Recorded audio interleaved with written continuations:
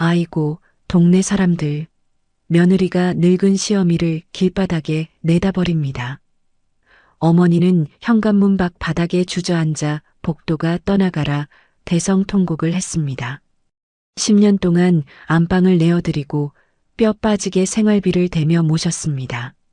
하지만 어머니는 재개발 보상금 7억 원이 나오자 큰아들 통장에 전액을 몰빵했습니다. 지독한 배신감 속에서 저는 짐승처럼 울부짖으며 결심했습니다. 내 피 같은 돈과 인생을 짓밟은 당신들, 철저하게 지옥을 맛보게 해주겠다고. 오늘의 사연 시작합니다. 사연이 시작하기 전 좋아요와 구독을 눌러주세요. 오늘 하루 행운과 행복이 가득하도록 기원해 드릴게요. 현관문 밖에서 철문을 쾅쾅 두드리는 소리가 아파트 복도를 시끄럽게 울렸습니다. 어머니가 숨 넘어갈 듯 오열하며 소리를 질렀습니다. 아이고, 아이고, 내가 미쳤지, 내가 미쳤어. 호랑이 새끼를 거뒀지. 야, 이 독한 년아, 당장 문 안 열어? 내가 이 집에서 어떻게 나갔는데 나를 길바닥에 버려. 당장 문 열어라. 저는 거실 소파에서 일어나 천천히 현관으로 걸어갔습니다. 그리고 차가운 표정으로 도어록 배터리 덮개를 열고 배터리를 하나 빼버렸습니다. 어머니가 바깥에서 발을 구르며 악을 썼습니다. 아이고, 동네 사람들. 우리 며느리년이 늙은 시어미를 길바닥에 내쫓았습니다. 야, 이년아. 내가 하늘이 무섭지도 않냐? 늙은 어미 내쫓고 내년이 무사할 줄 알아? 천벌을 받을 거다. 벼락을 맞으려나. 어서 문 열어. 저는 닫힌 문을 향해 조용하지만 단호하게 대답했습니다. 어머니, 밖에서 아무리 소리쳐도 소용없어요. 경찰 부르기 전에 조용히 가세요. 어머니가 그 큰 돈 다 큰아들 주셨잖아요. 그렇게 예쁘고 잘난 아주버님 댁에 가서 사시면 되겠네요. 이제 우리 집에 어머니 주무실 방 없고 어머니 드실 밥 없습니다. 다신 찾아오지 마세요. 어머니는 바닥을 치며 대성통곡을 이어갔습니다. 아이고, 내 팔자야. 내가 뼈 빠지게 고생해서 지 남편을 어떻게 키웠는데 나한테 이래. 내가 갈 데가 어딨다고 이 밤중에 날 쫓아내. 내가 잘못했다. 한 번만 봐줘라. 당장 문 좀 열어봐라, 이년아. 저는 더 이상 대꾸하지 않고 뒤돌아섰습니다. 이 상황이 오기 전까지 저는 그저 평범하고 무난하게 살아가는 사람이었습니다. 학창 시절 치열하게 공부한 것도 아니었고 어른들이 시키는 대로 조용히 살아왔습니다. 직장 생활도 뚜렷한 목표 없이 흘러가듯 하던 시절이었습니다. 우연히 친구가 부른 술자리에서 저는 영호를 처음 만났습니다. 영호가 맥주잔을 조심스럽게 내려놓으며 제게 말을 건넸습니다. 저기 수진 씨, 혹시 매운 떡볶이 같은 거 좋아해요? 여자들은 그런 거 좋아한다던데. 제가 고개를 끄덕이며 픽 웃었습니다. 네, 맞아요. 회사 끝나고 맵고 뜨거운 거 먹으면 속이 뻥 뚫리잖아요. 영호 씨도 분식 자주 먹어요? 영호가 뒷머리를 극적이며 대답했습니다. 아유, 저는 비싼 레스토랑 같은 데는 가본 적도 없고 잘 몰라요. 그냥 동네 시장 구석에서 파는 따뜻한 국밥이나 떡볶이가 싸고 배부르고 제일 좋더라고요. 영호는 요령은 없었지만 우직하고 성실한 사람이었습니다. 우리는 금세 가까워졌고 자연스럽게 연인으로 발전했습니다. 어느 주말 저녁 공원을 산책하다가 영호가 제 손을 꼭 잡고 말했습니다. 수진아, 나 진짜 가진 돈도 쥐꼬리만 하고 말주변도 없고 참 답답한 놈이야. 그래도 나 진짜 열심히 일해서 돈 벌게. 딴 건 몰라도 평생 내 입에 밥은 안 굶기고 매일 웃게 해줄게. 나 믿고 나랑 결혼해 줄래? 제가 영호의 손을 마주 잡으며 고개를 끄덕였습니다. 돈 많은 게 무슨 소용이야. 사람 마음씨가 고와야지. 영호 씨처럼 거짓말 안 하고 성실하게 사는 사람이면 돼. 나도 같이 벌면 되지 뭐. 좋아, 결혼하자. 결혼을 약속하고 나서 영호가 조심스럽게 어머니 이야기를 꺼냈습니다. 영호가 바닥을 내려다보며 기어들어가는 목소리로 말했습니다. 저기 수진아. 우리 어머니가 젊을 때 아버지가 돌아가셔서 진짜 고생 많이 하셨거든. 오직 형이랑 나만 보고 사셨어. 형은 일찍 결혼해서 분가했고 나 혼자 계속 어머니 모시고 살았는데 결혼하면 우리 어머니를 어쩌면 좋지. 제가 영호의 어깨를 토닥이며 대답했습니다. 아휴, 늙은 어머니 혼자 놔두면 얼마나 외로우시겠어. 밥은 제대로 챙겨 드시겠어? 걱정하지 마. 내가 같이 모시고 살면 되지. 우리가 어머니 모시자. 영호가 놀란 눈으로 저를 쳐다보며 물었습니다. 진짜? 너 정말 괜찮겠어? 요즘 시어머니 모시고 산다는 아가씨가 어딨어. 너 정말 후회 안 해? 제가 환하게 웃으며 말했습니다. 당연하지.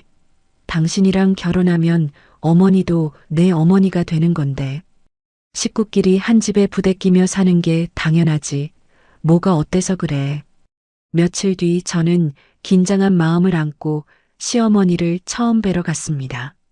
어머니는 식당 입구에서 저를 보자마자 환한 미소로 다가왔습니다. 어머니가 제 두 손을 꼭 부여잡고 눈물을 글썽이며 말했습니다. 아이고, 내가 수진이냐? 우리 불쌍하고 돈도 없는 둘째 놈을 걷어줘서 정말 고맙다. 아이고 착해라. 내가 널 며느리가 아니라 내 친딸처럼 생각할게. 정말 고맙다 아가. 제가 허리를 숙여 인사하며 대답했습니다. 아유, 어머니 무슨 그런 말씀을 하세요. 제가 오히려 착하고 듬직한 영호 씨랑 결혼하게 돼서 얼마나 다행인지 몰라요. 잘 부탁드립니다, 어머니. 어머니가 제 얼굴을 쓰다듬으며 다정하게 말했습니다. 그래, 그래. 내가 돈은 없어도 몸은 튼튼하니까 우리 예쁜 며느리 매일 따뜻한 밥은 내 손으로 꼭꼭 챙겨 먹일 거다. 집안일도 다 내가 할 테니 아무 걱정 말고 직장이나 잘 다녀라. 우리 셋이서 오순도순 재미나게 잘 살아보자꾸나. 저는 어머니의 따뜻한 손길과 다정한 말투를 멍청하게도 모두 진심으로 믿었습니다. 우리는 대출을 잔뜩 받아서 낡고 작은 아파트를 구했습니다. 이삿짐을 정리하던 날 제가 안방에 어머니의 짐을 먼저 들여놓았습니다. 영호가 안방 문 앞에서 머뭇거리며 말했습니다. 여보, 아무리 그래도 안방은 부부가 쓰는 건데 우리가 안방 쓰고 어머니는 저기 작은 방 쓰시라고 하면 안 될까? 어머니도 그게 편하실 텐데. 제가 이불을 개며 영호의 등을 살짝 쳤습니다. 어머, 무슨 소리야. 어른이 당연히 집에서 제일 크고 햇볕 잘 드는 방을 쓰셔야지. 우리는 젊으니까 작은 방에서 잠만 자도 충분하잖아. 어머니 편하게 지내시게 안방 내드리자. 어머니가 안방으로 들어오며 한박웃음을 지었습니다. 아이고 세상에, 방이 참 넓고 따뜻하네. 햇볕도 쫙 들어오고. 내가 늙어서 겨울만 되면 뼈마디가 쑤시고 시렸는데 우리 착한 며느리 덕분에 늙은이가 아주 안방 차지하고 호강을 다 누리네. 고맙다 며느라가. 제가 어머니를 향해 밝게 웃으며 대답했습니다. 어머니 마음에 드신다니 다행이에요. 앞으로 이 방에서 두 다리 쭉 뻗고 편하게 지내세요. 혹시라도 부족하거나 필요한 거 생기시면 저한테 바로바로 다 말씀하시고요. 어머니가 제 손을 다시 한번 꼭 잡으며 고개를 끄덕였습니다. 그래, 그래, 고맙다. 내가 죽을 때까지 우리 아들이랑 며느리 짐 안 되게 밥이나 해주고 집안일이나 하면서 있는 듯 없는 듯 쥐 죽은 듯이 조용히 살게. 고맙다. 그때는 몰랐습니다. 제가 선택한 이 자발적인 희생이 제 인생을 통째로 갉아먹을 거대한 기생충의 서막이라는 것을 말입니다. 합가하고 딱 한 달이 지났을 무렵이었습니다. 회사에서 야근을 마치고 무거운 발걸음으로 현관문을 열고 들어선 참이었습니다. 거실 바닥에는 어머니의 외출복과 스타킹이 허물처럼 아무렇게나 벗겨져 있었습니다. 부엌으로 향하자 싱크대에는 아침에 먹은 밥그릇과 국그릇이 마르다 못해 딱딱하게 굳어 산더미처럼 쌓여 있었습니다. 안방 문이 열리더니 어머니가 화려한 꽃무늬 블라우스를 입고 콧노래를 부르며 나왔습니다. 어머니가 거울 앞을 서성거리며 입술에 빨간 립스틱을 덧바르며 말했습니다. 이제 오니? 내가 오늘 백화점 문화센터 노래교실 사람들이랑 저녁 약속이 있어서 나간다. 제가 무거운 가방을 바닥에 내려놓으며 싱크대를 가리켰습니다. 어머니, 설거지는 제가 할 테니까 바닥에 벗어둔 옷만 좀 치워주세요. 어머니가 핸드백을 어깨에 매며 미간을 찌푸리고 손사래를 쳤습니다. 아이고, 늙은이가 밖에서 사람 만나고 오면 기운이 쏙 빠지는데 옷 정리할 힘이 어디 있니? 내가 좀 치워라. 어머니는 현관문을 열고 제 대답은 듣지도 않은 채 밖으로 나가버렸습니다. 저는 퉁퉁 부은 다리를 주무를 새도 없이 곧바로 앞치마를 둘렀습니다. 고무장갑을 끼고 딱딱하게 굳어버린 밥풀을 수세미로 벅벅 문지르기 시작했습니다. 냉장고를 열어 시들해진 시금치를 다듬고 찌개를 끓일 준비를 했습니다. 어머니는 집안일은 손가락 하나 까딱하지 않고 매일 밖으로만 겉돌았습니다. 저녁 식탁 위에는 늘 제가 퇴근 후 지친 몸을 이끌고 억지로 차려낸 반찬들만 올라왔습니다. 다음 날 아침 식사 자리에서 어머니가 밥숟가락을 들며 혀를 끌 듯 찼습니다. 반찬이 왜 이렇게 부실하니? 우리 큰애는 고기 반찬 아니면 밥을 안 먹는데 밥이나 제대로 챙겨 먹는지 모르겠다. 제가 애써 미소를 지으며 고등어살을 정성껏 발라 어머니 밥 위에 올려드렸습니다. 아주버님도 형님이 잘 챙겨주시겠죠. 어머니도 식사 많이 하세요. 어머니가 고등어를 젓가락으로 밀어내며 짜증 섞인 목소리로 말했습니다. 큰애가 요새 형편이 넉넉하지 않아서 내가 맘고생이 많다. 너희는 둘 다 벌어오니 돈 걱정이 없어서 참 편하겠다. 매달 10일은 제 월급날이었습니다. 어머니가 아침부터 제 방문을 벌컥 열고 들어와 뻔뻔하게 손을 내밀었습니다. 월급 들어왔지. 생활비 150만 원 입금해라. 제가 출근 준비를 하다 말고 지갑에서 카드를 만지작거리며 조심스럽게 말했습니다. 어머니, 이번 달은 자동차 보험료 나갈 게 있어서 100만 원만 드리면 안 될까요? 어머니가 눈을 부릅뜨며 제 손에서 카드를 확 낚아챘습니다. 무슨 소리니? 내 방값으로 150만 원 내는 게 당연하지. 내가 큰애한테 갈 돈 줄여서 너희랑 살아주는 거다. 저는 너무 기가 막혀서 말문이 막힌 채 멍하니 어머니의 얼굴을 쳐다보았습니다. 제 월급 통장에서 나가는 돈은 생활비가 아니라 안방을 내어드린 집세 취급을 받았습니다. 명절이 다가오면 어머니의 노골적인 편애는 상상을 초월할 정도로 심해졌습니다. 추석 전날 밤 어머니가 거실 바닥에 앉아 화려한 백화점 종이 가방을 열어보고 있었습니다. 가방 안에는 최고급 한우 세트와 값비싼 홍삼 진액이 가득 들어 있었습니다.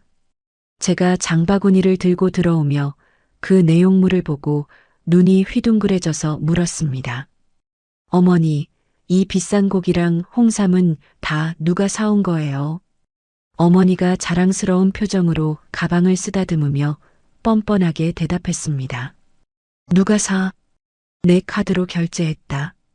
우리 큰애 차례 지내고 오면 트렁크에 실어 보내려고 샀지.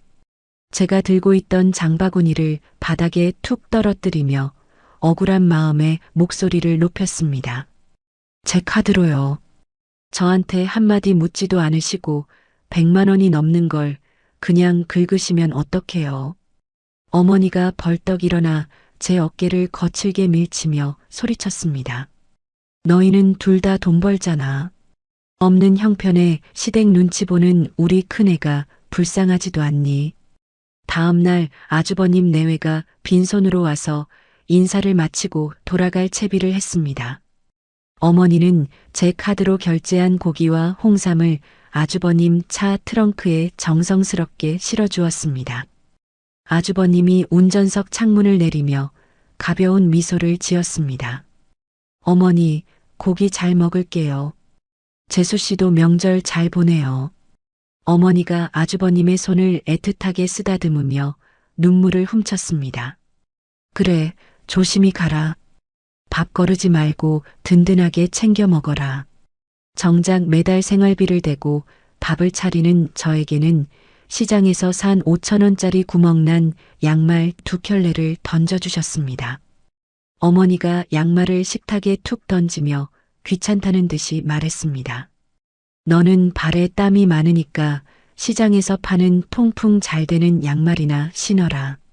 그날 밤 저는 캄캄한 안방 침대에 누워 멍하니 천장만 바라보았습니다.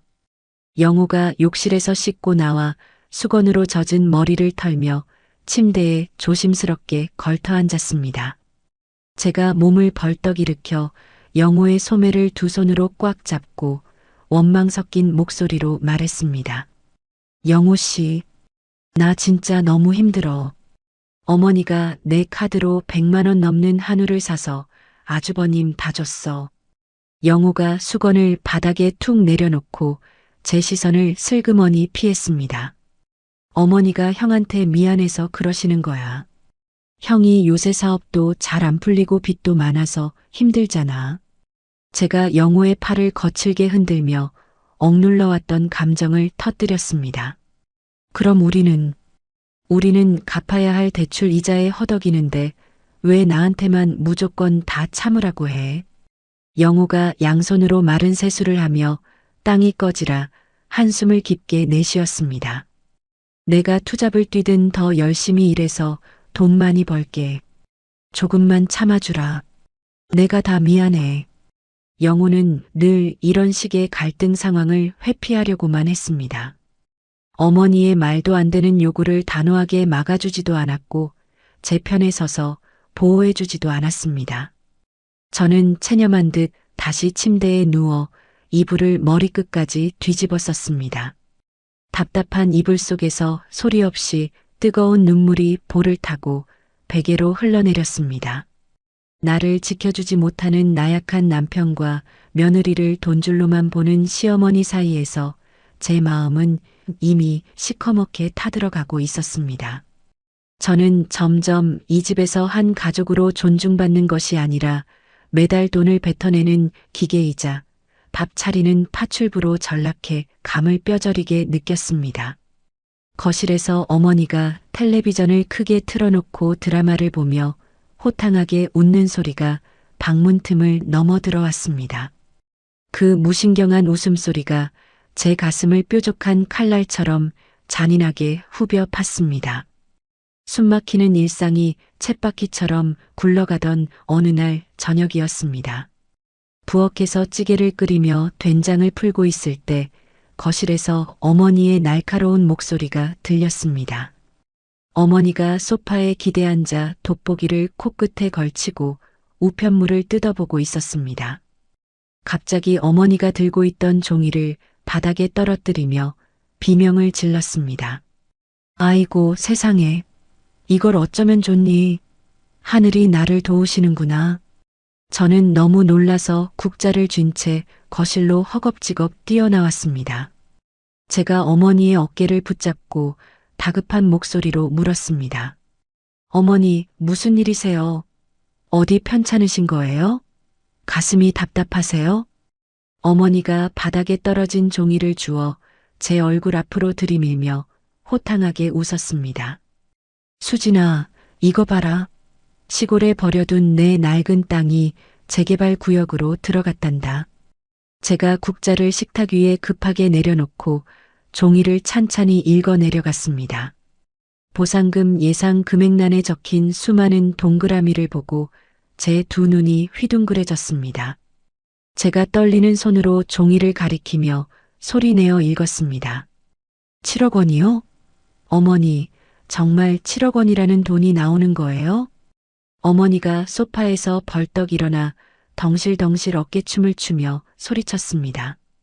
그래, 평생 썩어 문드러질 줄 알았던 그 돌밭이 7억 원짜리 황금알이 되어서 돌아왔다. 때마침 퇴근하고 현관문을 열고 들어오던 영호가 넥타이를 풀며 안으로 들어왔습니다. 영호가 어리둥절한 표정으로 짐을 바닥에 내려놓으며 물었습니다. 무슨 좋은 일 있어? 복도 끝에서부터 어머니 웃음소리가 다 들리네. 어머니가 달려가 영호의 양팔을 꽉 붙잡고 흔들며 눈물을 글썽였습니다. 영호야, 우리 이제 돈방석에 앉았다. 시골 땅 보상금으로 7억 원이 나온단다. 영호가 입을 떡 벌리며 믿을 수 없다는 표정으로 저를 번갈아 쳐다보았습니다. 제가 고개를 세차게 끄덕이며 영호의 두 손을 덥석 마주 잡았습니다. 진짜야, 영호 씨. 구청에서 날아온 공문 서류에 명확하게 적혀 있어. 어머니가 흐뭇한 표정으로 우리 부부를 바라보며 가슴을 팡팡 쳤습니다. 내가 우리 둘째 며느리 그동안 고생한 거 누구보다 잘 안다. 내가 이 돈 받으면 너희 지긋지긋한 대출금부터 싹 다 갚아주마. 그 순간 저는 제 귀를 의심하며 어머니의 주름진 얼굴을 멍하니 쳐다보았습니다. 어머니가 다가와 제 두 손을 따뜻하게 감싸주며 다정한 목소리로 말했습니다. 그동안 까탈스러운 시어미 모시느라 마음고생 많았지. 빚 다 갚고 이제 우리도 다리 쭉 뻗고 남들처럼 호강하며 살자꾸나. 저는 왈칵 쏟아지는 눈물을 참지 못하고 어머니를 와락 끌어안았습니다. 제가 어머니의 품에 얼굴을 묻고 어린아이처럼 흐느끼며 대답했습니다. 감사합니다, 어머니. 정말 감사합니다. 이제 영호 씨 투잡 안 뛰어도 되는 거네요. 어머니가 제 등을 부드럽게 토닥이며 인자하게 웃었습니다. 그래, 그동안 너희 부부 짠하게 사는 거 보면서 내 가슴이 다 미어졌다. 내가 며칠 안으로 은행 가서 서류 다 처리하고 올 테니까 너희는 아무 걱정하지 마라. 저는 그날 밤 지옥 같았던 대출 이자와 생활비 압박에서 드디어 벗어날 수 있다는 희망에 부풀어 밤잠을 설쳤습니다.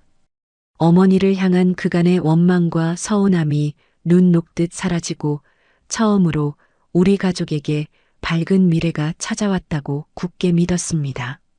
그로부터 일주일이 지난 주말 오후였습니다. 어머니는 아침 일찍부터 화려한 원피스를 차려입고 문화센터 친구들에게 한턱 내겠다며 집을 나섰습니다.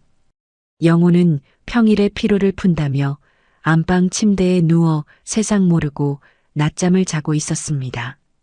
저는 거실 바닥에 앉아 콧노래를 부르며 밀린 빨래를 예쁘게 개고 있었습니다. 그때 현관 초인종이 요란하고 다급하게 울렸습니다. 제가 인터폰 화면을 확인하자 낯선 중년 여성의 얼굴이 가득 차 있었습니다. 제가 조심스럽게 인터폰 통화 버튼을 누르며 물었습니다. 누구세요? 어디 찾으시나요? 화면 속 여성이 주위를 두리번거리며 다급한 목소리로 대답했습니다. 수진이니? 나 시골 고모다.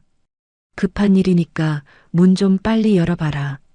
저는 오랫동안 명절에도 연락을 끊고 지내던 시골 고모님이 갑자기 찾아온 것에 의아함을 느꼈습니다. 제가 서둘러 현관문을 열자 고모님이 낡은 가죽 가방을 끌어안고 거칠게 숨을 몰아쉬며 들어왔습니다. 제가 실내용 슬리퍼를 내어드리며 허리를 숙여 깎듯이 인사했습니다. 고모님, 오랜만에 뵙습니다. 연락도 없이 서울에는 어쩐 일이세요? 고모님이 신발을 아무렇게나 벗어 던지자마자 제 팔목을 덥석 잡고 거실 구석으로 끌고 들어갔습니다. 어머니는 어디 갔니? 지금 이 집에 너랑 나 둘만 있는 거 확실해? 제가 고모님의 이상한 행동에 당황하며 안방 쪽을 턱으로 가리켰습니다. 어머니는 아침 일찍 외출하셨고 영호 씨는 안방에서 자고 있어요. 밖이 더운데 시원한 매실차라도 한 잔 내올까요? 고모님이 강하게 손사래를 치며 소파에 털썩 주저앉았습니다. 차 마실 시간 없다. 이리 와서 내 옆에 바짝 앉아봐라. 내가 지금 속이 시커멓게 타들어가서 시골에서 첫 차 타고 뛰어 올라왔다. 제가 개켜둔 수건 뭉치를 옆으로 밀어내고 고모님 곁에 조심스럽게 무릎을 모으고 앉았습니다. 고모님이 제 허벅지를 찰싹 때리며 목소리를 한껏 낮추어 물었습니다. 너 혹시 어머니 시골 땅 보상금 크게 나온 거 알고 있니? 제가 환하게 웃으며 고개를 세차게 끄덕였습니다. 네, 저번 주에 구청 공문 보고 알았어요. 어머니가 우리 부부 대출금부터 갚아주신다고 하셔서 얼마나 든든하고 기쁜지 몰라요. 고모님이 기가 막힌다는 표정으로 자신의 가슴을 주먹으로 치며 한숨을 푹 내쉬었습니다. 아이고, 이 등신아. 빚을 갚아주기는 개뿔이 갚아줘. 너 완전히 호구 잡혀서 속고 있는 거야. 제가 고모님의 거친 말에 놀라 두 눈을 크게 뜨며 반문했습니다. 네, 호구를 잡히다니요. 어머니가 제 두 손을 잡고 분명히 은행 가서 서류 처리하시겠다고 철석같이 약속하셨는데요. 고모님이 제 어깨를 강하게 쥐고 앞뒤로 흔들며 핏발선 눈을 부릅떴습니다. 은행은 벌써 엊그제 다녀왔어. 그 밉상스러운 큰아들 손 꼭 잡고 돈 찾으러 갔더라.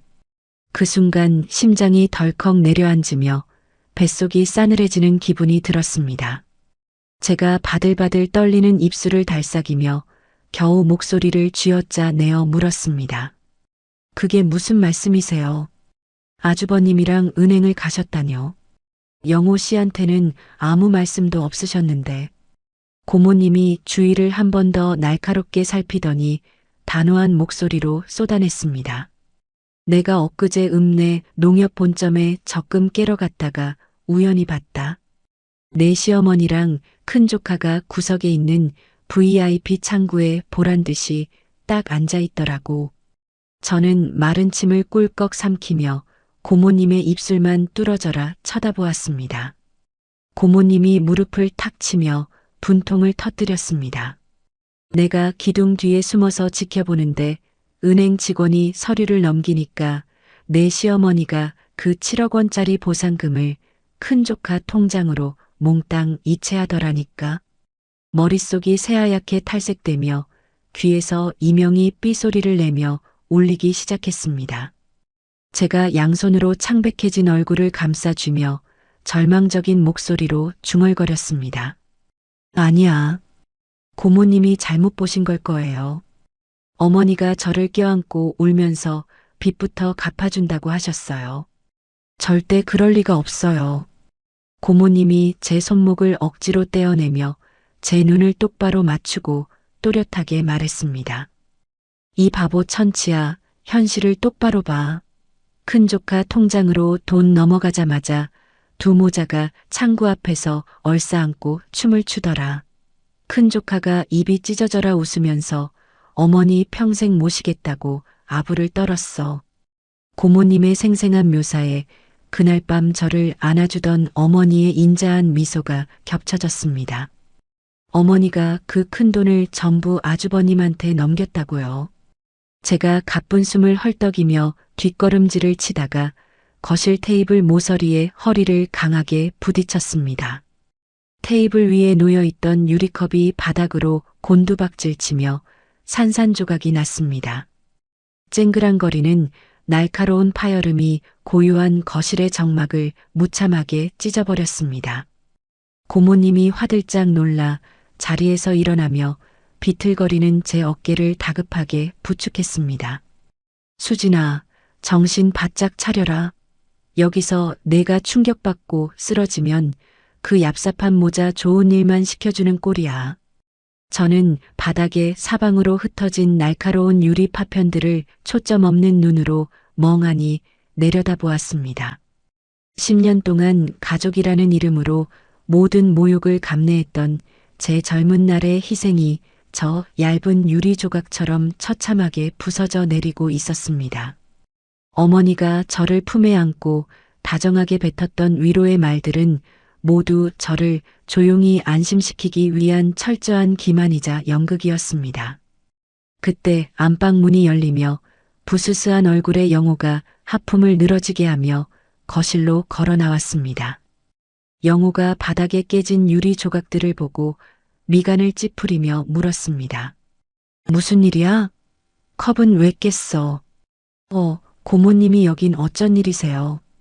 저는 영호의 그 태평하고 멍청한 얼굴을 보는 순간 온몸의 피가 차갑게 얼어붙는 것을 느꼈습니다. 가슴 가장 깊은 곳에서 형언할 수 없는 지독한 배신감과 억울함이 시커먼 불길처럼 끓어올라 저절로 주먹이 꽉 쥐어졌습니다. 숨통을 조여오는 이 끔찍한 진실 앞에서 저는 철저하게 버림받았다는 사실을 깨달았습니다. 그날 밤 어머니는 노래 교실 사람들과 어울려 밤늦도록 집에 오지 않았습니다. 저는 차갑게 식은 거실 바닥에 앉아 멍하니 닫힌 현관문만 바라보았습니다. 고모님이 남기고 간 충격적인 말들이 귓가에서 계속 윙윙거리며 맴돌았습니다. 저는 비틀거리며 자리에서 일어나 어머니가 주무시는 안방으로 천천히 걸어갔습니다. 떨리는 두 손으로 안방 방문 손잡이를 잡고 조심스럽게 아래로 내렸습니다. 방 안에서는 어머니가 평소 즐겨 바르던 진한 화장품 냄새가 훅 끼쳐왔습니다. 저는 방 한가운데 서서 어머니가 항상 머리맡에 두고 자는 낡은 목재 서랍장을 노려보았습니다. 망설일 이유가 없었기에 저는 거친 숨을 내쉬며 서랍장 맨 아래 칸을 벌컥 열었습니다. 구석에 두꺼운 헝겊으로 둘둘 말아놓은 뭉치가 깊숙이 숨겨져 있었습니다. 저는 그 헝겊을 조심스럽게 꺼내어 매듭을 재빨리 풀었습니다. 그 안에서 어머니 이름으로 된 빳빳한 새 은행 통장 하나를 찾았습니다. 저는 침대 가장자리에 털썩 걸터 앉아 심호흡을 크게 한번 내쉬었습니다. 그리고 덜덜 떨리는 손가락으로 통장의 첫 페이지를 천천히 넘겼죠.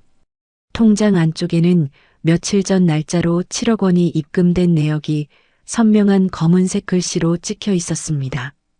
그리고 바로 아래 줄에 제 두 눈을 의심하게 만드는 끔찍한 기록이 이어졌습니다. 그 거대한 금액 전부가 아주버님 이름으로 단번에 송금되어 있었습니다. 통장 맨 밑에 찍힌 최종 잔액은 정확히 0원을 가리키고 있었습니다. 저는 통장을 쥔 채로 바닥에 속절없이 주저앉아 버렸습니다. 지난 10년 동안 영호 씨와 제가 겪었던 처절한 고생과 희생이 머릿속을 빠르게 스쳐 지나갔습니다. 저는 밀려오는 억울함에 가슴을 두 주먹으로 퍽퍽 내리치며 소리내어 짐승처럼 울부짖었습니다. 어머니는 저를 따뜻하게 안아주며 우리 부부의 대출금을 갚아주겠다고 거짓 눈물을 흘렸습니다. 그 다정한 말과 행동은 모두 저를 완벽하게 속이기 위한 잔인한 연극이었습니다. 저는 방바닥에 엎드려 목이 쉴 때까지 울고 또 울었습니다. 다음 날부터 저는 며칠 동안 물 한 모금 마시지 않고 캄캄한 방 안에 누워만 있었습니다. 영호 씨가 늦은 밤 퇴근하고 돌아와 제 이마를 짚으며 걱정스러운 얼굴로 물었습니다. 수진아, 어디 아파? 얼굴이 백지장처럼 핏기가 하나도 없어. 저는 영호 씨의 손을 차갑게 쳐내고 묵묵히 벽 쪽으로 돌아 누웠습니다. 진실을 모른 채 태평한 소리를 하는 영호 씨에게 상황을 설명할 기력조차 남아있지 않았습니다. 영호 씨는 대답 없는 저를 답답해하며 한숨을 푹 쉬고 거실로 나가버렸죠. 저는 깊고 어두운 절망감에 빠져 손가락 하나 꼼짝하지 않았습니다. 제 청춘을 바친 10년의 세월이 한순간에 부정당했다는 사실이 저를 끝없는 우울 속으로 밀어 넣었습니다. 이대로 숨을 멈추고 모든 것을 포기해버리고 싶다는 극단적인 생각마저 머리를 지배했습니다. 집안에 고여있는 공기마저 제 목을 조르는 것 같아 더 이상 방에 머물 수가 없었습니다. 저는 헝클어진 머리를 대충 묶고 무작정 현관문을 열어 집 밖으로 걸어 나왔습니다. 목적지도 없이 동네 근처에 있는 큰 공원을 터덜터덜 유령처럼 걸었습니다. 아무도 없는 낡은 나무 의자에 주저앉아 멍하니 허공만 바라보았습니다. 그때 누군가 제 어깨를 가볍게 두드리는 손길이 느껴졌습니다. 제가 천천히 고개를 돌려 쳐다보자 세련된 회색 정장을 입은 여자가 서 있었습니다. 여자가 두 눈을 크게 뜨며 반가움과 놀라움이 섞인 목소리로 물었습니다. 수진아, 너 수진이 맞지? 나 지연이야. 고등학교 7반 김지연.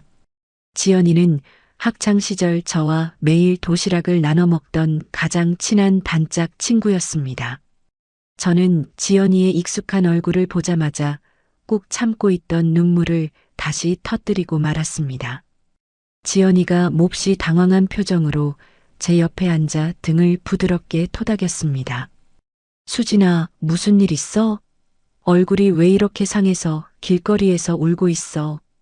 지연이는 제 손을 꽉 잡고 공원 입구 쪽에 있는 조용한 찻집으로 저를 데리고 갔습니다.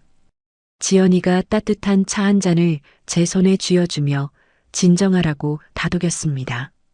찻잔을 두 손으로 감싸 쥐고 온기를 느끼며 저는 지난 10년간의 끔찍한 일들을 모두 털어놓았습니다. 시어머니의 부당한 경제적 요구와 남편의 무능한 방관 그리고 통장 내역까지 숨김없이 말했습니다. 제 이야기를 가만히 듣던 지연이가 탁자를 쾅 소리 나게 내리치며 불같이 화를 냈습니다. 너 진짜 바보야? 왜 그 지옥 같은 집에서 밥 차려주고 돈을 갖다 바치고 살아? 지연이는 대학을 졸업하고 현재 큰 법률사무소에서 일하는 유능한 법률가였습니다. 지연이가 가방에서 업무용 수첩을 꺼내 무언가를 빠르게 적으며 단호하게 말했죠. 수진아, 넌 법적으로 건강한 시어머니를 부양할 아무런 책임이 없어. 게다가 7억 원이라는 막대한 재산을 큰아들에게 다 넘겼잖아. 법적으로 이건 완벽한 기만이야. 제가 옷소매로 눈물을 훔치며 기운 없는 목소리로 대답했습니다. 그래도 영호 씨 친어머니인데 내가 어떻게 하루아침에 매몰차게 내쫓아. 지연이가 제 어깨를 양손으로 꽉 쥐고 눈을 똑바로 맞추며 말했습니다. 정신 똑바로 차려. 그 사람들은 널 가족으로 생각하지 않고 그저 지갑으로 이용한 거야.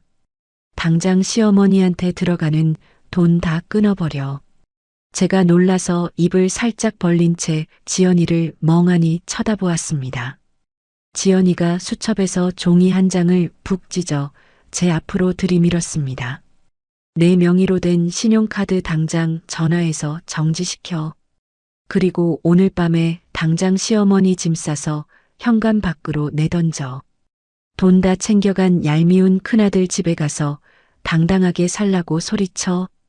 제가 종이를 두 손으로 받아들고 입술을 꽉 깨물며 망설였습니다. 영호 씨가 가만히 있지 않을 텐데. 부부싸움이 크게 나고 난리가 날 거야. 지연이가 찻잔을 소리나게 내려놓으며 매섭고 날카롭게 쏘아붙였습니다. 남편이 화를 내며 시어머니 편을 들면 당장 이혼 신고서 얼굴에 내밀어. 넌 직장도 있고 빚도 없으니 혼자서도 충분히 떵떵거리며 잘 살 수 있어. 왜 내 소중한 인생을 시궁창에 처박고 살아? 지연이의 거침없고 단호한 말이 제 머리를 커다란 망치로 세게 내리치는 것 같았습니다. 저는 지연이가 준 종이를 주먹 쥐듯 꼭 쥐고 자리에서 천천히 일어났습니다.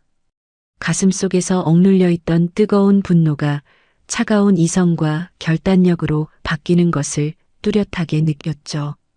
제가 지연이의 두 손을 마주 잡고 굳은 얼굴로 세차게 고개를 끄덕였습니다.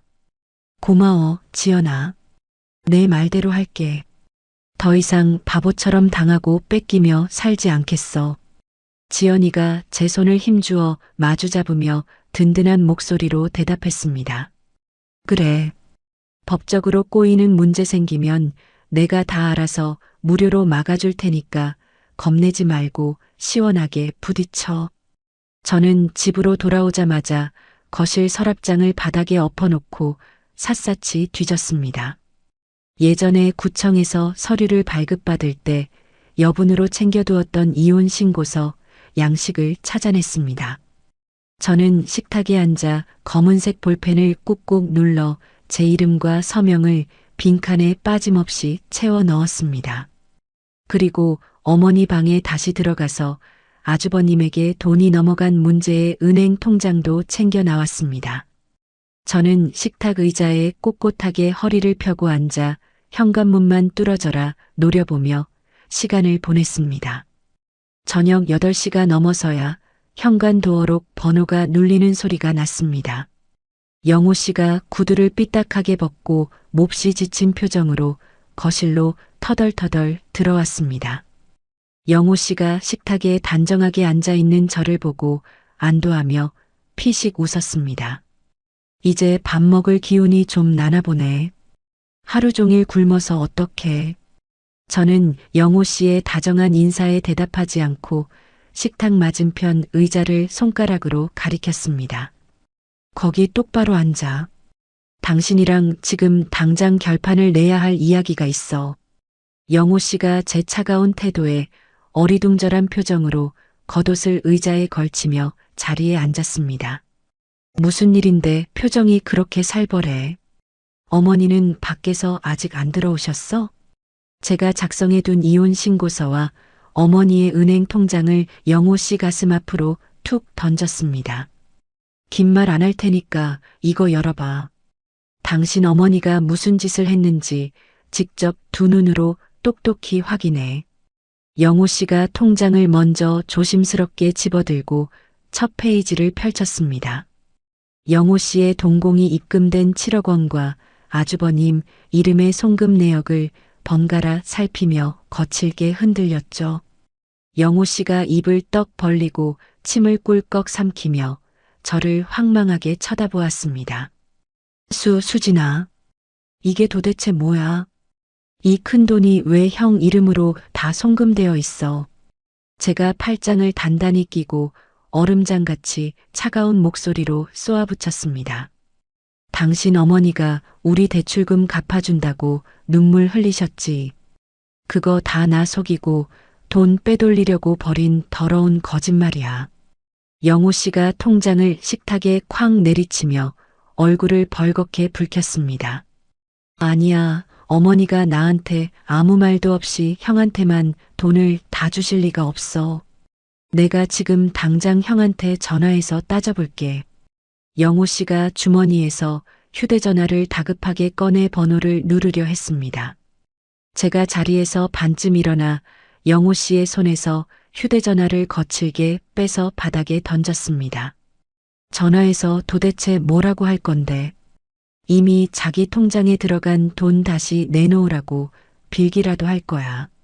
당신 형이 참 잘도 순순히 돌려주겠다. 영호 씨가 두 손으로 머리카락을 쥐어뜯으며 괴로운 듯이 앓는 소리를 냈습니다. 도대체 나한테 왜 이러시는 거야? 내가 10년을 자기 집처럼 모셨는데 어떻게 핏줄인 나를 배신하고 형한테 다 줄 수가 있어? 제가 영호 씨의 얼굴 바로 앞까지 이혼 신고서를 들이밀었습니다. 통장 옆에 얌전히 놓인 서류나 제대로 읽어. 난 이제 모든 결정을 끝냈어. 영호 씨가 이혼 신고서라는 글자를 확인하고 사색이 되어 자리에서 의자를 밀치며 벌떡 일어났습니다. 수진아, 너 진짜 왜 그래? 돈 뺏긴 것도 억울한데 너까지 이러면 난 어떡해. 내가 다 잘못했어. 제가 자리에서 천천히 일어나 영호 씨를 정면으로 무섭게 노려보며 일갈했습니다. 당신 어머니랑 형이 합심해서 내 피 같은 돈과 인생을 짓밟았어. 그런데도 당신은 끝까지 핏줄 타령하며 그 사람들을 감싸고 돌 거야. 영호 씨가 제 바짓가랑이를 덥석 잡고 차가운 거실 바닥에 무릎을 꿇으며 눈물을 뚝뚝 흘렸습니다. 아니야. 내가 무능해서 널 고생시킨 거야. 내가 멍청하고 바보 같았어.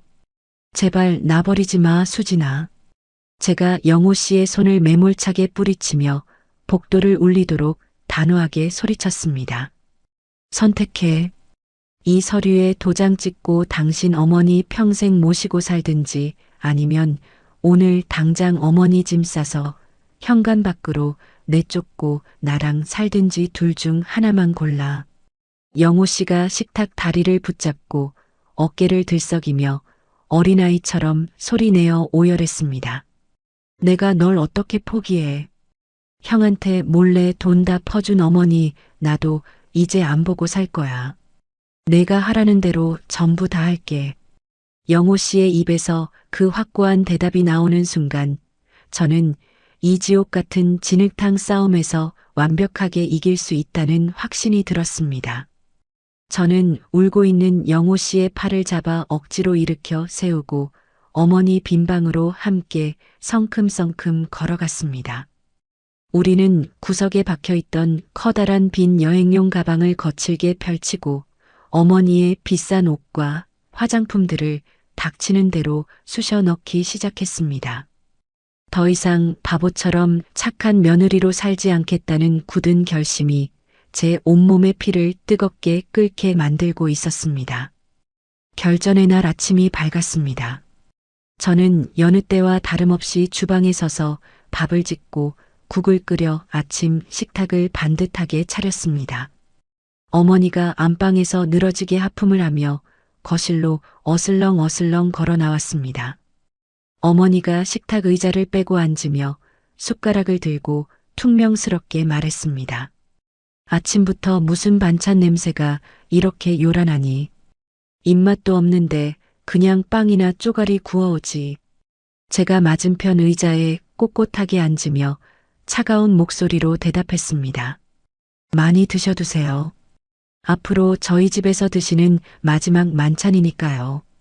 어머니가 숟가락을 허공에 멈춘 채 미간을 잔뜩 찌푸리고 저를 노려보았습니다. 아침 대바람부터 재수없게 무슨 소리니? 내가 요새 돈 좀 번다고 시어미 앞에서 유세라도 떠는 거냐? 제가 식탁 위로 휴대전화를 툭 던지며 입꼬리를 비틀어 올리며 말했습니다. 제가 드렸던 신용카드 전부 정지시켰어요. 오늘부터 생활비는 10원 한 장 안 나갑니다. 어머니가 들고 있던 숟가락을 식탁에 쾅 내리치며 얼굴을 불그락 푸르락 물들였습니다. 뭐라고? 미쳤니? 시어미 돈줄을 내 맘대로 끊어? 당장 카드 정지 풀지 못해. 제가 어머니의 고함에 눈도 깜짝하지 않고 어제 준비해둔 은행 이체 내역서를 어머니 앞으로 휙 밀어 던졌습니다. 그 7억 원 몽땅 챙겨간 예쁜 큰아들한테 가서 당당하게 돈 달라고 하세요. 이제 제 통장 빨아먹는 짓거리는 끝났습니다. 어머니가 이체 내역서에 적힌 송금 기록을 보고 사색이 되어 입술을 바들바들 떨었습니다. 어머니가 눈동자를 불안하게 굴리며 말까지 더듬으며 변명하려 애썼습니다. 이건 내가 오해를 한 거다. 큰애가 급하게 사업 자금이 필요하다고 해서 내가 잠깐 빌려준 거야. 제가 코웃음을 치며 의자에서 벌떡 일어나 소리쳤습니다. 거짓말 집어치우세요. 아주버님이랑 은행 창구에서 돈 빼돌리고 얼싸안고 춤추신 거 고모님이 다 보셨어요. 어머니가 손바닥으로 식탁을 거칠게 내리치며 적반하장으로 악을 썼습니다. 내 돈 내가 큰아들 주겠다는데 내가 무슨 상관이야. 내가 너희 집 빚을 왜 갚아줘. 핏줄도 아닌 것들이 재산 탐내는 꼴 보라지. 때마침 안방에서 출근 준비를 마친 영호 씨가 넥타이를 거칠게 풀어헤치며 밖으로 나왔습니다.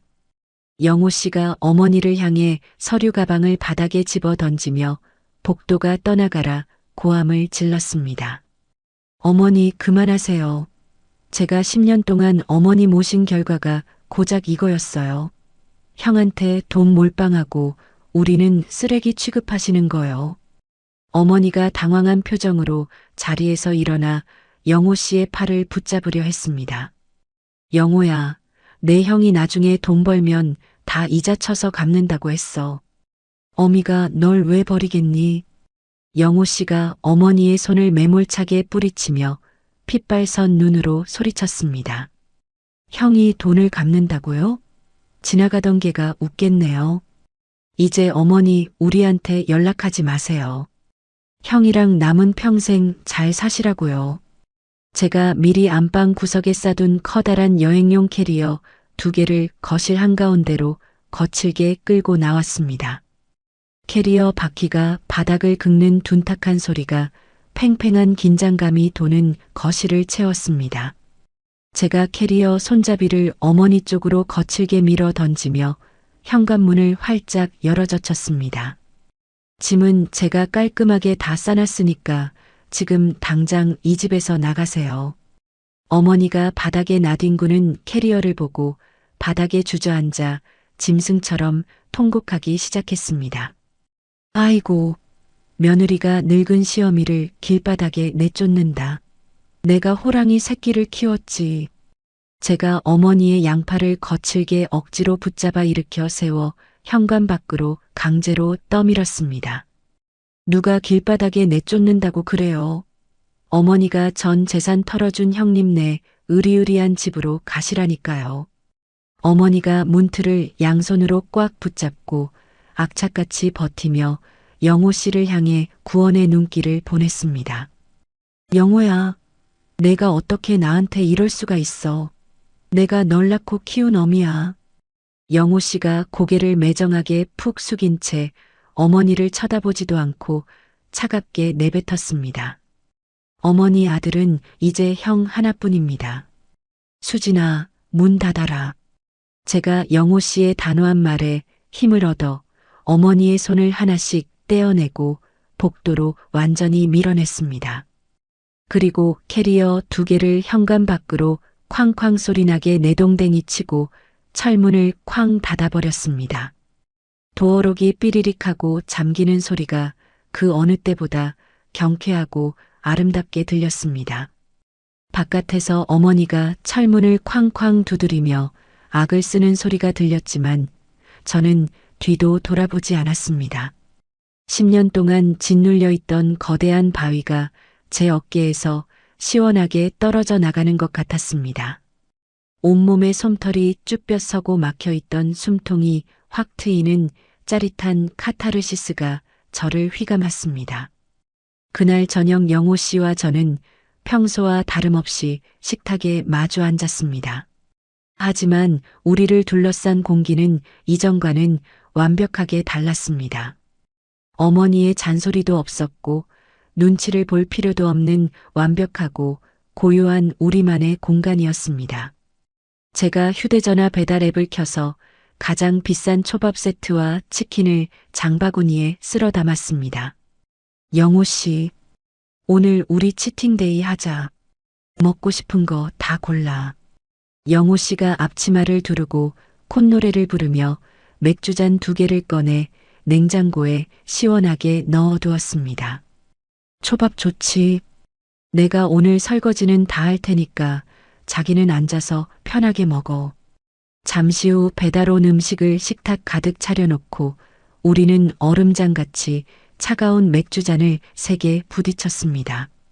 청량한 맥주가 목구멍을 타고 넘어가자 그간의 서름과 스트레스가 씻은 듯이 사라지는 기분이었습니다. 영호 씨가 초밥 하나를 정성스럽게 집어 제 입 앞에 다정하게 내밀었습니다. 수진아, 그동안 멍청한 남편 만나서 고생 많았어. 진짜 미안하고 고마워. 제가 초밥을 꿀꺽 삼키고 영호 씨의 손등을 토닥이며 환하게 웃었습니다. 지나간 일은 잊어버려. 이제 진짜 우리 둘만 잘 살면 돼. 거실 창문 너머로 화려한 서울 야경이 반짝이고 있었고 텔레비전에서는 예능 프로그램의 웃음소리가 기분 좋게 흘러나왔습니다. 남편 눈치도 시어머니 잔소리도 없는 이 평범하고 소소한 일상이 저에게는 눈물 나도록 행복했습니다. 저는 냉장고에 붙어 있는 대출이자 영수증을 떼어내어 쓰레기통에 시원하게 버렸습니다. 이제 어머니에게 빼앗기던 생활비로 대출 원금을 갚아나갈 수 있다는 생각에 마음이 깃털처럼 가벼워졌죠. 영호 씨와 저는 밤이 깊도록 소파에 기대어 앉아 앞으로의 미래 계획을 신나게 세웠습니다. 진짜 내 집 평화로운 일상, 온전한 내 가족이라는 단어가 제 마음을 따뜻하게 가득 채웠습니다.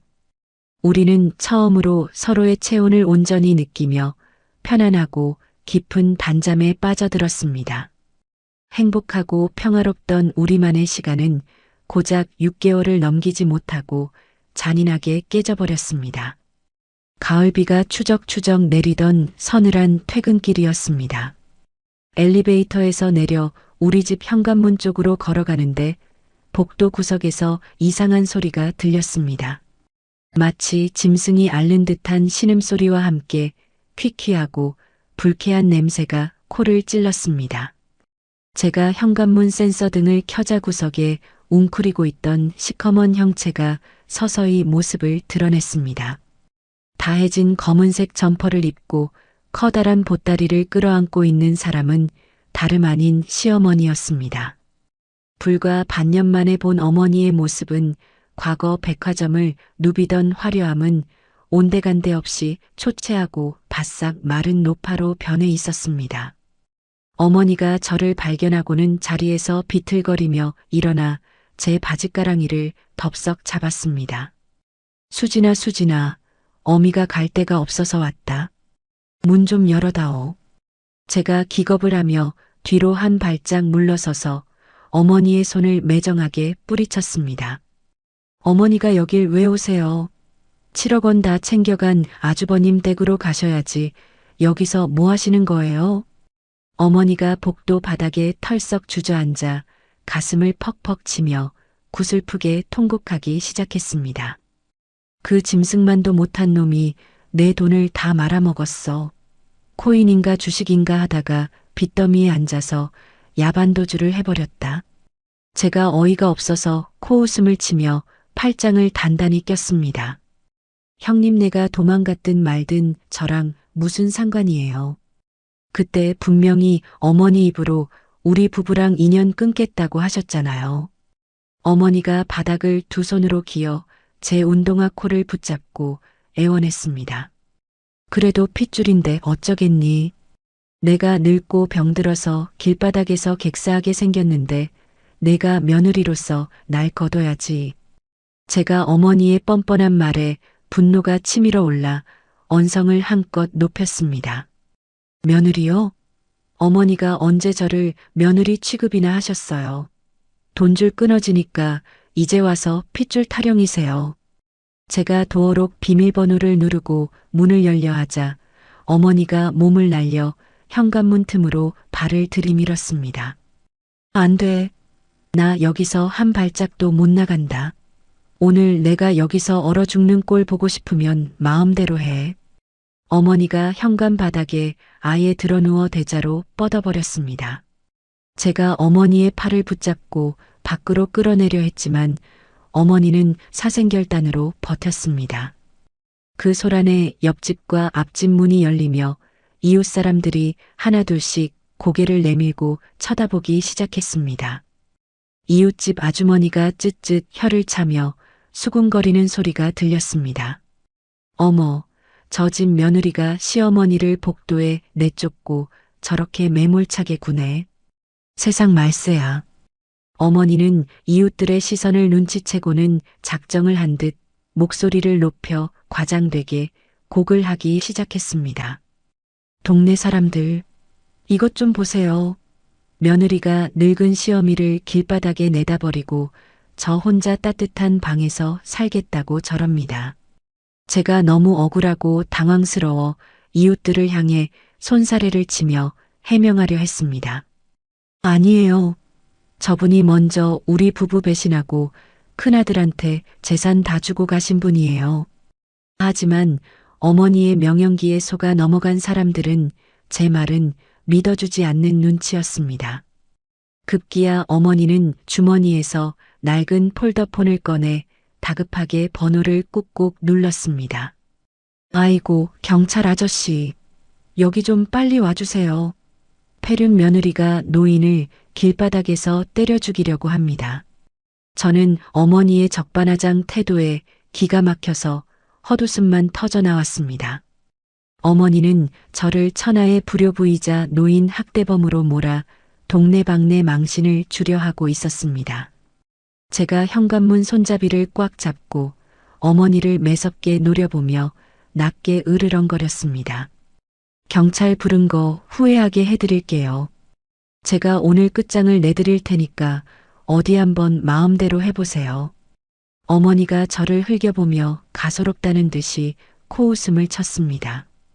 끝장? 내가 경찰 앞에서 시어미 내쫓는 게 정당하다고 어떻게 증명할 건데? 부양의무 위반으로 너 감방 가는 꼴 내가 똑똑히 볼 거다. 저는 현관문을 반쯤 열어둔 채 집 안으로 쏜살같이 뛰어들어갔습니다. 안방 서랍장을 열고 제가 만일의 사태를 대비해 철저하게 준비해 두었던 서류 봉투를 꺼냈습니다. 심장이 쿵쾅거렸지만 제 손끝은 그 어느 때보다 차분하고 단단했습니다. 잠시 후 멀리서 경찰차 사이렌 소리가 들리더니 제복을 입은 경찰관 2명이 다급하게 계단을 뛰어 올라왔습니다. 경찰관들이 복도에 널브러져 있는 어머니와 팔짱을 끼고 서 있는 저를 번갈아 보며 상황을 파악하려 애썼습니다. 젊은 경찰관이 무전기를 허리에 차며 엄격한 목소리로 물었습니다. 누가 신고하셨습니까? 여기서 노인을 폭행한다는 신고를 받고 출동했습니다. 어머니가 경찰관 바짓가랑이를 부여잡고 서럽게 오열하며 거짓 눈물을 쥐어짰습니다. 경찰 양반, 내가 신고했어요. 저 독한 며느리년이 내 짐을 다 싸서 복도로 내팽개치고 문을 안 열어줍니다. 나이 지긋한 경찰관이 저를 향해 미간을 찌푸리며 훈계하듯 말했습니다. 아주머니, 아무리 가정 불화가 있어도 연로하신 어머니를 이렇게 복도에 방치하는 건 법적으로 문제가 될 수 있습니다. 부양의무라는 게 있어요. 주변에 몰려든 이웃들도 경찰관의 말에 동조하며 저를 향해 손가락질을 해대기 시작했습니다. 저는 순식간에 동네의 구경거리이자 천륜을 저버린 페르나로 낙인 찍힐 절대적인 위기에 직면했습니다. 어머니는 경찰관 뒤에 숨어 의기양양한 표정으로 저를 조롱하듯 쳐다보고 있었습니다. 제가 들고 있던 서류 봉투를 꽉 쥐며 경찰관들을 향해 한 걸음 앞으로 당당하게 나섰습니다. 경찰관님, 한쪽 말만 듣고 저를 범죄자 취급하지 마시고 제 말씀도 끝까지 들어주시기 바랍니다. 저는 어머니의 거짓말을 산산조각 낼 완벽한 무기를 제 손에 쥐고 있었습니다. 이제 모든 진실을 낱낱이 밝혀내고 저 뻔뻔한 시어머니의 민낯을 철저하게 까발릴 차례였습니다. 제가 들고 있던 서류 봉투에서 종이 뭉치를 꺼내 젊은 경찰관의 손에 정중하게 쥐어주었습니다. 경찰관님, 제가 시어머니를 부양해야 할 의무가 없다는 명백한 증거들입니다. 꼼꼼하게 확인해 보시죠.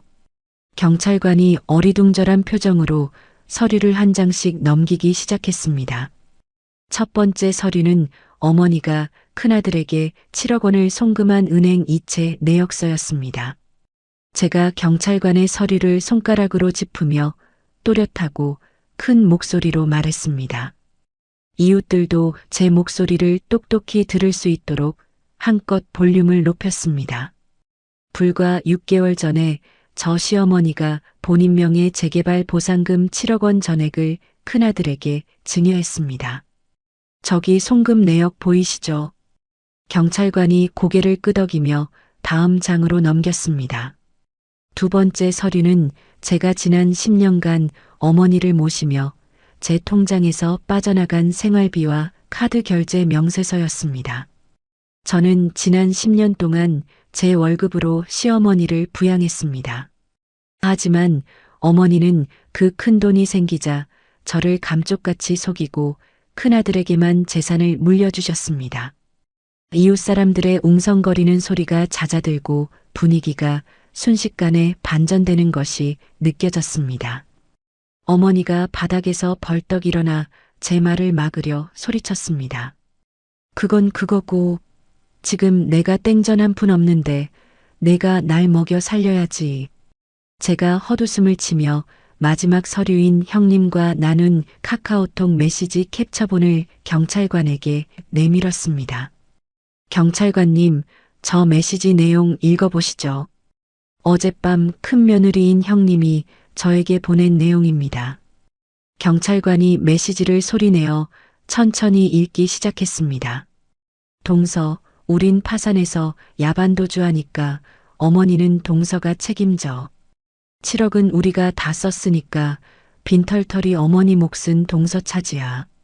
경찰관이 기가 막힌다는 듯 한숨을 푹 내쉬며 어머니를 매섭게 노려보았습니다.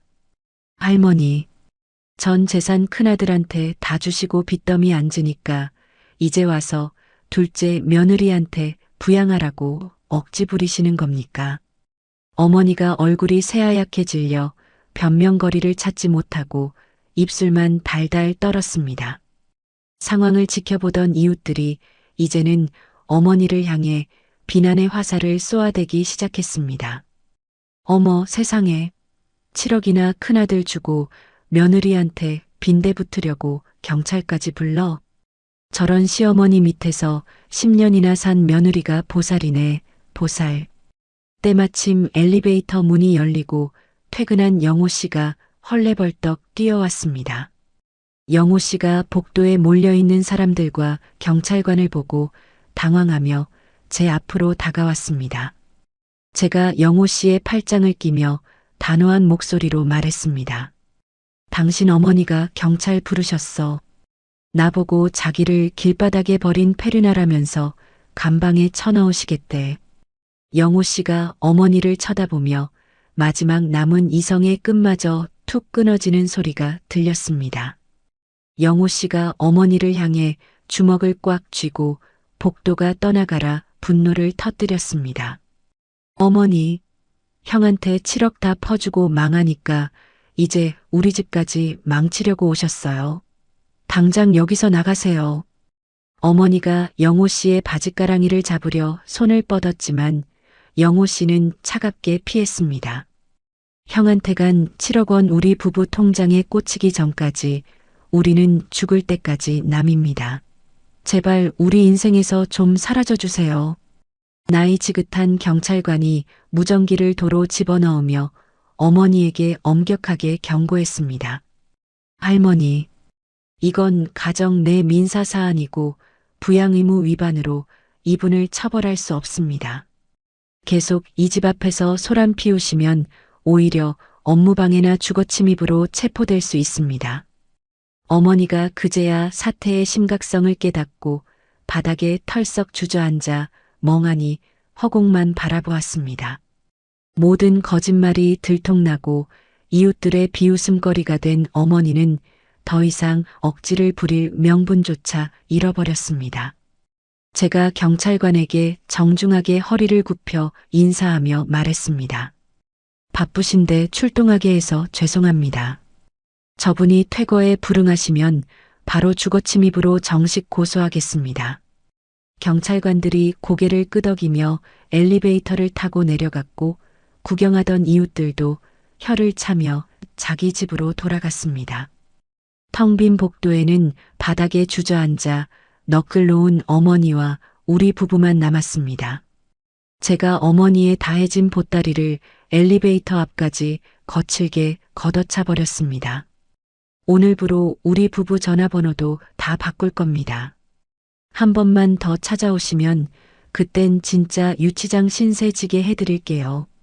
어머니가 비틀거리며 일어나 보따리를 주워들고 제 눈치를 살피며 주춤주춤 물러섰습니다. 영호 씨가 현관문을 열고 저를 집 안으로 이끌며 철문을 매정하게 쾅 닫아버렸습니다. 문이 닫히는 순간 밖에서 들려오던 어머니의 구슬픈 울음소리도 완벽하게 차단되었습니다. 저는 영호 씨의 품에 안겨 참았던 숨을 길게 내쉬며 안도감에 눈물을 흘렸습니다. 10년을 끌어온 끔찍한 악연의 고리를 마침내 제 손으로 완벽하게 끊어낸 순간이었습니다. 그날의 소동 이후 시어머니는 영영 우리 시야에서 자취를 감추었습니다. 몇 달 뒤 시골에 사는 고모님을 통해 건너 시어머니의 비참한 소식을 전해 들었습니다. 시어머니는 형님네가 야반도주한 뒤 빈털터리 신세로 서울역 근처 무료 급식소를 전전하고 있다고 했습니다. 밤에는 한 평도 안 되는 낡은 여인숙 달방에서 추위에 떨며 지내신다는 이야기였습니다. 그렇게 끔찍하게 아끼고 전 재산을 다 내어주었던 큰아들은 연락처조차 바꾸고 시어머니를 철저하게 버렸습니다. 시어머니는 매일 밤 달방에서 가슴을 치며 둘째 며느리인 저를 모질게 대했던 과거를 뼈저리게 후회하며 눈물로 연명하고 있다고 했습니다. 하지만 저는 그 소식을 듣고도 단 한 방울의 눈물도 흘리지 않았습니다. 마음 한구석이 찌릿하게 아려오는 일말의 동정심조차 생기지 않았죠. 그저 자신이 뿌린 씨앗을 거두는 완벽한 인과응보일 뿐이라고 담담하게 생각했습니다. 영호 씨 역시 고모님의 전화를 받고 묵묵히 고개를 끄덕일 뿐 어머니를 찾으려 나서지 않았습니다. 우리는 시가와의 지긋지긋한 연을 완벽하게 끊어내고 경제적으로나 심리적으로 완전한 안정을 되찾았습니다. 어머니에게 빼앗기던 생활비와 스트레스가 사라지자 우리 부부의 삶은 놀라울 정도로 눈부시게 잘 풀리기 시작했습니다. 저는 퇴근 후 틈틈이 준비하던 인테리어 디자인 프리랜서 업무가 대박이 났습니다. 제가 디자인한 포트폴리오가 맘카페와 인테리어 커뮤니티에서 입소문을 타면서 의뢰가 폭주하기 시작했습니다. 밤을 새워 일해도 피곤한 줄 몰랐고 통장에 쌓이는 잔고를 보며 짜릿한 성취감을 맛보았습니다. 결국 저는 다니던 직장을 당당하게 퇴사하고 제 이름을 건 작은 개인 사무실을 오픈하게 되었습니다.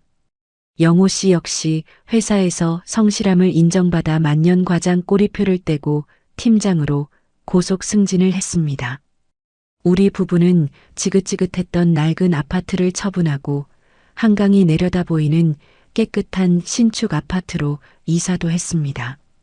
햇살이 눈부시게 쏟아지는 거실 소파에 앉아 갓 내린 향긋한 커피를 마실 때면 10년 전 그 지옥 같았던 시절이 까마득한 전생처럼 느껴졌습니다. 저는 여전히 제 자신을 회색빛 구름처럼 눈에 띄지 않는 사람이라고 생각합니다. 화려하고 뛰어난 재능을 가진 것도 아니고 남들보다 특별하게 잘난 구석도 없으니까요. 하지만 저는 이제 그 어중간한 회색빛인 저를 절대 부끄러워하지 않습니다. 과거에 저는 시어머니와 남편의 색깔에 억지로 저를 맞추려다 제 자신을 잃어버릴 뻔했습니다. 착한 며느리라는 허울 좋은 콤플렉스에 갇혀 제 권리와 행복을 바보처럼 포기하고 살았죠. 하지만 뼈아픈 배신을 겪고 바닥까지 추락해 본 뒤에야 비로소 깨달았습니다.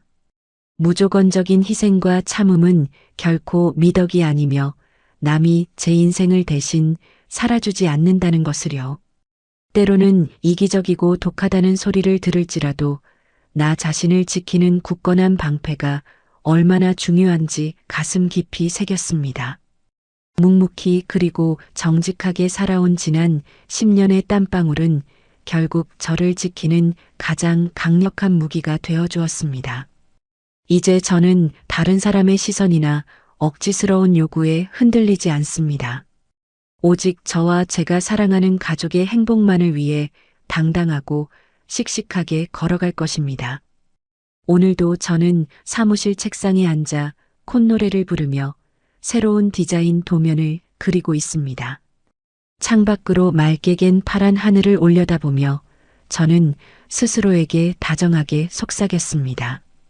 앞으로 펼쳐질 내 인생의 도화지는 그 누구의 간섭도 없이 오직 내가 원하는 아름다운 색으로만 가득 채우겠다고 말입니다. 제 이야기는 여기까지입니다. 가끔 지난 10년의 시간들을 돌아보면 왜 그렇게 바보처럼 참고만 살았는지 제 자신이 안타까울 때가 있습니다. 가족이니까, 돌이니까라는 말에 갇혀 정작 가장 소중한 제 자신을 무참히 갉아먹고 있었던 거죠.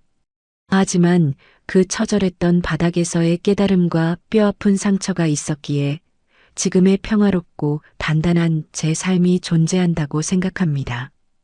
어쩌면 지금 이 순간에도 누군가의 착한 아내, 착한 며느리가 되기 위해 홀로 피눈물을 삼키며 억지로 견디고 계신 분들이 있을지도 모르겠습니다. 그분들께 감히 말씀드리고 싶습니다. 여러분의 헌신과 희생을 당연하게 여기는 사람들에게 더 이상 얽매이지 마세요. 세상에서 가장 아끼고 먼저 지켜야 할 사람은 바로 여러분 자신입니다. 그 무거운 짐을 훌훌 털어내고 나면 생각보다 훨씬 더 찬란하고 눈부신 인생이 여러분을 기다리고 있을 겁니다. 부족한 제 사연이 누군가에게는 작은 위로와 끊어낼 수 있는 용기가 되었기를 진심으로 바랍니다. 이야기를 끝까지 들어주신 분이 계시다면 잘 들었다고 댓글 하나만 남겨주세요. 감사합니다.